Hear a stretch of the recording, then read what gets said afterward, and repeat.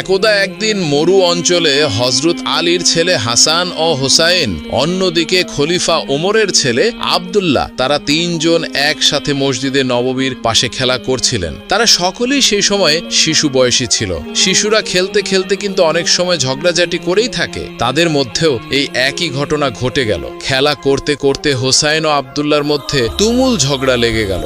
এক পর্যায়ে হোসাইন রাদিয়াল্লাহু তাআলা আনহু রেগে গিয়ে আব্দুল্লাহকে বললেন, এই আব্দুল্লাহ, তুই তো গোলামের বাচ্চা গোলাম, তোর বাপ একটা গোলাম, তুই তার সন্তান না, তুই নিজেও তো একটা গোলাম। হোসাইন রাদিয়াল্লাহু তাআলা আনহুর এই কথা শুনে তখন আব্দুল্লাহ রেগে মেগে ফায়ার হয়ে গেল। তখন আব্দুল্লাহ হযরত হোসাইন রাদিয়াল্লাহু তাআলা আনহুকে উদ্দেশ্য করে বললেন, হোসাইন, তুমি আমাকে গোলামের বাচ্চা গোলাম বলেছো? তুমি কি ভুলে গেছো আমার বাবা বর্তমান মদিনার রাষ্ট্রপ্রধান এবং আমার বাবা মুসলিমদের আমিরুল মুমিনিন? তুমি তা জানা সত্ত্বেও তুমি কিভাবে আমাকে গোলামের বাচ্চা গোলাম বলেছো? তুমি আমাকে এমনটা একদমই বলতে পারো না। আমি আমার পিতার নিকট তোমার বিরুদ্ধে অভিযোগ দায়ের করব। এই কথাগুলো বলতে বলতে আব্দুল্লাহ তখন অনেক কান্নাকাটি করলো। শেষমেশ আব্দুল্লাহ মন খারাপ করে বাড়ির দিকে চলে যেতে লাগলেন। এদিকে হযরত হোসাইন রাদিয়াল্লাহু তাআলা আনহু আব্দুল্লাহকে এই কথা বলায় কোনো রকম বিচলিত হলেন না। তিনিও তখন তার বাড়ির নিকট চলে গেলেন। আব্দুল্লাহ যখন বাড়ির দিকে কান্না করতে করতে ফিরছিলেন, ঠিক সেই সময় ছেলেকে কান্নারত অবস্থায় দেখে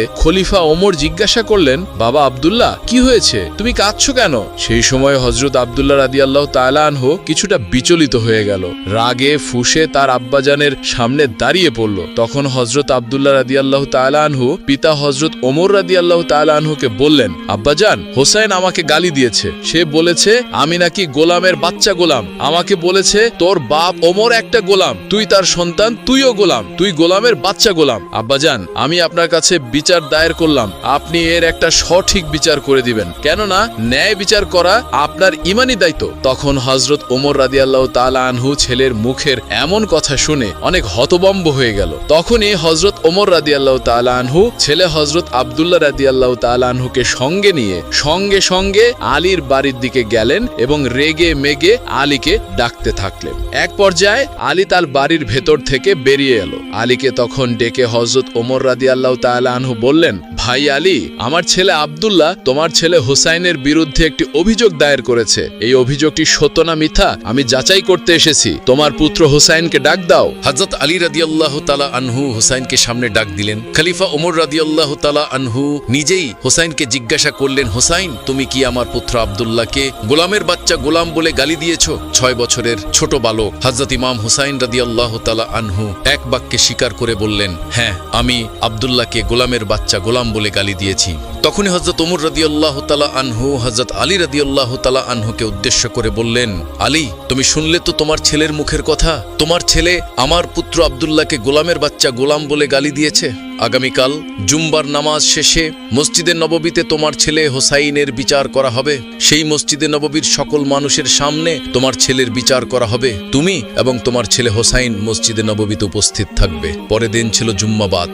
জুম্বার নামাজ শেষ করে মসজিদের নববীর সামনে হাজার হাজার সাহাবী তখন উপস্থিত ছিলেন।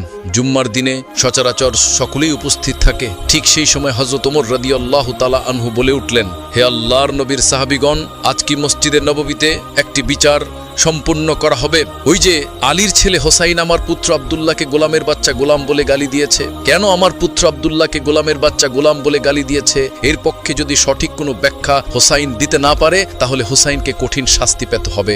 এই কথা বলে হযরত ওমর রাদিয়াল্লাহু তাআলা আনহু সকল সাহাবীকে তার কথা জানিয়ে দিলেন। তারপর হযরত ওমর রাদিয়াল্লাহু তাআলা আনহুর এই কথা শোনার পর সাহাবীরা একে একে অপরকে বলতে লাগলেন, ওমরের বিচার তো বড় কঠিন বিচার। নিজের ছেলে আবু সাহামা সামান্য একটু মদ পান করে ছিলেন, সেই সময় সেই অপরাধে তাকে চাবুক মেরে হত্যা করেছে।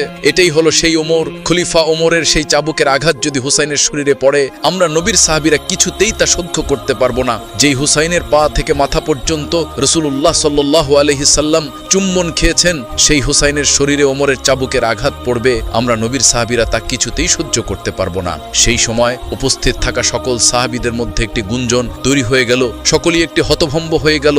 উপস্থিত সকল সাহাবী হযরত ওমর রাদিয়াল্লাহু তাআলা আনহুর উদ্দেশ্য করে বললেন, ইয়া আমিরুল মুমিনিন, খলিফাতুল মুসলিমিন, আপনি সব সময় কোরআন এবং হাদিস দিয়ে সমাজের বিচার কার্য সম্পন্ন করেছেন। আমরা নবীর সাহাবীগণ কোনোদিন কোনো বিচারের বিরুদ্ধে আপিল করেনি। আমরা নবীর সাহাবীগণ আজকে এই বিচারের বিরুদ্ধে আপিল করছি। হোসাইনের বিচারটি কি না করলে হয় না? উপস্থিত সাহাবীদের কথা শুনে হযরত ওমর রাদিয়াল্লাহু তাআলা আনহু হতভম্ব হয়ে গেলেন। তখন হযরত ওমর রাদিয়াল্লাহু তাআলা আনহু তাদের উদ্দেশ্য করে বললেন, হে আল্লাহর নবীর সাহাবীগণ, কিয়ামতের দিন হাসরের ময়দানে আমি ওমর যখন আল্লাহর কাঠগড়ায় ধরা খেয়ে যাব, আল্লাহ তাআলা যখন আমাকে ডেকে বলবেন, ওমর, তুমি নাকি সমাজের ন্যায় বিচার প্রতিষ্ঠা করেছিলে, কিন্তু তোমার ছেলে আব্দুল্লাহ তোমাকে একটি বিচার দিয়েছিল।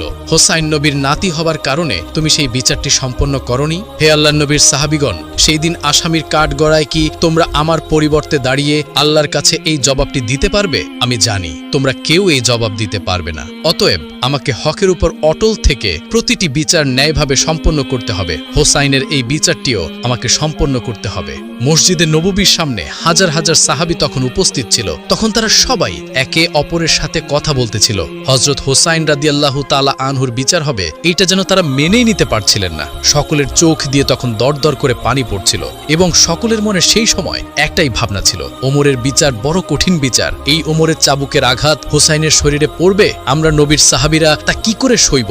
ঠিক তখনই হযরত ওমর রাদিয়াল্লাহু তাআলা আনহু হযরত হোসাইন রাদিয়াল্লাহু তাআলা আনহুকে সামনে ডাকলেন এবং তখন হোসাইন রাদিয়াল্লাহু তাআলা আনহুকে হযরত ওমর রাদিয়াল্লাহু তাআলা আনহু বললেন, তুমি যে আব্দুল্লাহকে গোলামের বাচ্চা গোলাম বলে গালি দিয়েছ, যদি তোমার এই কথার পক্ষে উপযুক্ত ব্যাখ্যা না দিতে পারো তাহলে তোমাকে কঠিন শাস্তি দেওয়া হবে। 6 বছরের ছোট্ট বালক ইমাম হোসাইন রাদিয়াল্লাহু তাআলা আনহু তখন বলে উঠলেন, ইয়া আমিরুল মুমিনিন, খলিফাতুল মুসলিমিন, আজকে আপনি অর্ধেক পৃথিবীর শাসক হয়েছেন, মুসলমানদের আমিরুল মুমিনিন হয়েছেন, কিন্তু আপনি কি অস্বীকার করতে পারবেন আপনি আমার নানার গোলাম ছিলেন না? আমি হোসাইন দেখেছি, আমার নানা যখন অজু করার জন্য এগিয়ে আসতেন, আপনি ওমর পানির পাত্র নিয়ে তখন দাঁড়িয়ে থাকতেন আমার নানাকে সেই সময় পানি দেওয়ার জন্য। আমি হোসাইন দেখেছি, আমার নানা যখন নামাজ শেষ করে মসজিদে নববী থেকে বের হতেন, আপনি ওমর আমার নানার জুতা নিয়ে তখন দাঁড়িয়ে থাকতেন আমার নানাকে তখন জুতাটি পরিয়ে দেওয়ার জন্য। আমি হোসাইন দেখেছি, আমার নানা যখন ঘোড়ায় চড়ে কোথাও সফরে যেতেন, আপনি ওমর আমার নানার ঘোড়ার লাগাম ধরে টেনে টেনে নিয়ে যেতেন। আপনি ওমর কি অস্বীকার করতে পারবেন আপনি আমার নানার গোলাম ছিলেন না? তখন হযরত হোসাইন রাদিয়াল্লাহু তাআলা আনহুর এই কথাগুলো শুনে এক মুহূর্তের মধ্যেই সবকিছু যেন নিস্তব্ধ হয়ে গেল। মসজিদে নববীর সামনে উপস্থিত হাজার হাজার সাহাবী এবং হযরত ওমর রাদিয়াল্লাহু তাআলা আনহুর চোখ দিয়ে তখন দরদর করে পানি পড়তে লাগলো। তখন হযরত ওমর রাদিয়াল্লাহু তাআলা আনহু ছোট্ট বাচ্চার মতো ফুপিয়ে ফুপিয়ে কাঁদতে লাগলেন এবং সেই সময় হযরত হোসাইন রাদিয়াল্লাহু তাআলা আনহুকে বললেন, বাবা হোসাইন, তুমি কি কোনো কাগজে লিখে দিতে পারবে আমার নানা মুহাম্মদুর রাসূলুল্লাহর গোলাম ছিল খলিফা ওমর? তখন হযরত হোসেন রাদিয়াল্লাহু তাআলা আনহু হযরত ওমর রাদিয়াল্লাহু তাআলা আনহুকে বললেন, হ্যাঁ, আমি অবশ্যই লিখে দিতে পারবো। হযরত হোসেন রাদিয়াল্লাহু তাআলা আনহু তখন একটি কাগজে লিখে দিলেন, আমার নানা মুহাম্মদুর রাসূলুল্লাহর গোলাম ছিল ওমর খলিফা। ওমর রাদিয়াল্লাহু তাআলা আনহু সেই কাগজের টুকরাটি হাতে নিয়ে মসজিদে নববীর সামনে উপস্থিত সকল সাহাবীদের উদ্দেশ্যে করে বললেন, হে আল্লাহর নবীর সাহাবীগণ, এই পৃথিবীতে আমি একদিন যখন থাকব না, আমি যখন ইন্তেকাল করব, আমার কাফনের কাপড়ের ভিতরে তোমরা এই কাগজের টুকরা প্রবেশ করিয়ে দিবে। কিয়ামতের দিন হাসরের ময়দানে আমি ওমর যখন আল্লাহ তাআলার কাঠগড়ায় দাঁড়িয়ে যাব, আমি ওমরের সারা জীবনের কোনো নেক আমল যদি আল্লাহর কাছে গ্রহণযোগ্য না হয়, সেই দিন এই কাগজের টুকরাটি আমি আল্লাহর কাছে দেখিয়ে বলবো, হে আল্লাহ, তোমার বন্ধু তোমার হাবিবের প্রিয় কলিজার টুকরা নাতি হোসাইন লিখে দিয়েছেন, আমি তোমার হাবিব মুহাম্মদুর রাসূলুল্লাহ সাল্লাল্লাহু আলাইহি ওয়াসাল্লামের গোলাম ছিলাম। হে আল্লাহ, তুমি তোমার বন্ধুর গোলামকে কি করে জাহান্নামে দিবে? আমি ওমর বিশ্বাস করি সেই দিন আমি এই কাগজের টুকরার বিনিময় হলেও আল্লাহ রাব্বুল আলামিনের আসামির কাঠগড়া থেকে মুক্তি পেয়ে যাব। হযরত ওমর রাদিয়াল্লাহু তাআলা আনহু তার পুত্র আব্দুল্লাহ রাদিয়াল্লাহু তাআলা আনহুকে উদ্দেশ্য করে বললেন, বাবা আব্দুল্লাহ, তুই আর হুসাইনের বিরুদ্ধে কোনো অভিযোগ আনিস না। হাসরের ময়দানে তুইও যখন আসামির কাঠগড়ায় দাঁড়িয়ে যাবি, তুইও আল্লাহ রাব্বুল আলামিনকে বলবি, আমি হলাম গোলামের বাচ্চা গোলাম, আপনার বন্ধুর গোলাম ছিল আমার বাবা আর আমি তারই সন্তান। তুইও হাসরের ময়দানে এই পরিচয় দিবি। আমি বিশ্বাস করি আল্লাহ রাব্বুল আলামিন তার বন্ধুর গোলামদের কখনোই জাহান্নামে দিবে না। হযরত হোসাইন রাদিয়াল্লাহু তাআলা আনহুকে সকলেই ভালোবাসত। সকল সাহাবীগণের নয়নমণি ছিলেন হযরত হোসাইন রাদিয়াল্লাহু তাআলা আনহু। একদা মহানবী হযরত মুহাম্মদ সাল্লাল্লাহু আলাইহি ওয়াসাল্লাম একজন সাহাবীর প্রয়োজন মেটানোর জন্য এক ইহুদির কাছ থেকে ঋণ নেন। ঋণ গ্রহণের সময় কথা ছিল সঠিক সময়ের মধ্যে ঋণ ফেরত দিতে হবে। তাই নবীজি সাল্লাল্লাহু আলাইহি ওয়াসাল্লাম সেই ইহুদিকে একটি তারিখের কথা বললেন যে তারিখে তিনি ঋণ ফেরত দেবেন। এই ঘটনার কিছুদিন পর একদিন নবীজি সাল্লাল্লাহু আলাইহি ওয়াসাল্লাম সাহাবীদেরকে নিয়ে একটি জানাজা থেকে ফিরছিলেন। তখন তার সাথে ছিলেন হযরত আবু বকর এবং ওমর রাদিয়াল্লাহু তাআলা আনহুর মতো মহান সাহাবী। ঠিক সেই সময় ওই ইহুদি লোকটি নবীজি সাল্লাল্লাহু আলাইহি ওয়াসাল্লামের গলার চাদর ধরে রাগত স্বরে এবং অভদ্র ভাষায় বলল, ও মুহাম্মদ, আমার কাছ থেকে যে ঋণ নিয়েছিলে সেই অর্থ কোথায়? আমি তো তোমার পরিবারকে চিনি।